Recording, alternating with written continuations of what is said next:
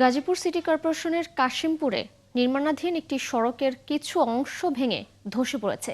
14 কোটি টাকা ব্যয়ে সড়কটি নির্মাণ করছিল ঠিকাদারি প্রতিষ্ঠান ইউসিসি লিমিটেড।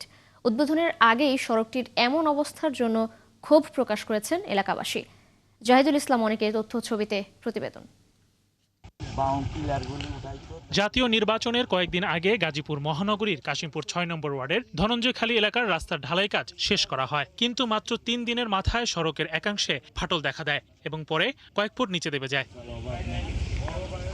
গাজীপুর সিটি কর্পোরেশনের কর্তৃপক্ষ জানায়, তুরাগ নদের পশ্চিম তীরে বিটুমিনাস কার্পেটিং এর মাধ্যমে সড়ক উন্নয়ন প্রকল্পটি বাস্তবায়ন করছে ঠিকাদারি প্রতিষ্ঠান ইউসিসিএল। দুটি প্যাকেজের মাধ্যমে সেটি বাস্তবায়ন করা হচ্ছে। 12,046 মিটার সড়ক নির্মাণে প্রাক্কলিত ব্যয় ছিল 13,19,21,000 টাকা। কার্যাদেশ প্রদান করা হয় 14,28,11,459 টাকায়।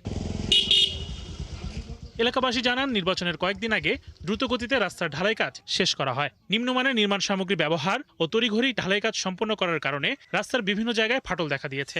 এখানে আমার বাড়ি, এটা যে জায়গায় ফাটলের সাথে আমার বাড়ি।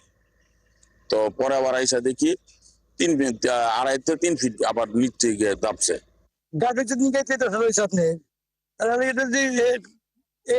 গেল না,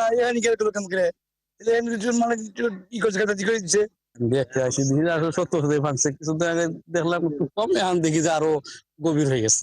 সাধারণ জনগণের ক্ষয়ক্ষতিটা হলো, এই রাস্তাটা যদি ভালোভাবে করা হইতো তাহলে এই ক্ষয়ক্ষতিটা হইতো না। এদিকে নির্বাহী কর্মকর্তা বলছেন, এটি একটি প্রাকৃতিক দুর্যোগ। প্রাথমিকভাবে আমাদের তথ্য যেটুকু আছে, ছবি আছে, সরেজমিনে আমরা আমাদের ইঞ্জিনিয়ার তাদের প্রাথমিক রিপোর্ট হচ্ছে এটি কোনো কারিগরি ত্রুটির কারণে হয়নি, এটি একটি প্রাকৃতিক দুর্যোগ। উদ্বোধনের আগে নতুন সড়ক ধসে পড়ার ঘটনায় প্রশ্ন উঠেছে নির্মাণের মান ও তদারকি নিয়ে। এলাকাবাসীর দাবি, সুষ্ঠু তদন্ত করে প্রকৃত ঘটনা উদ্ঘাটন করার।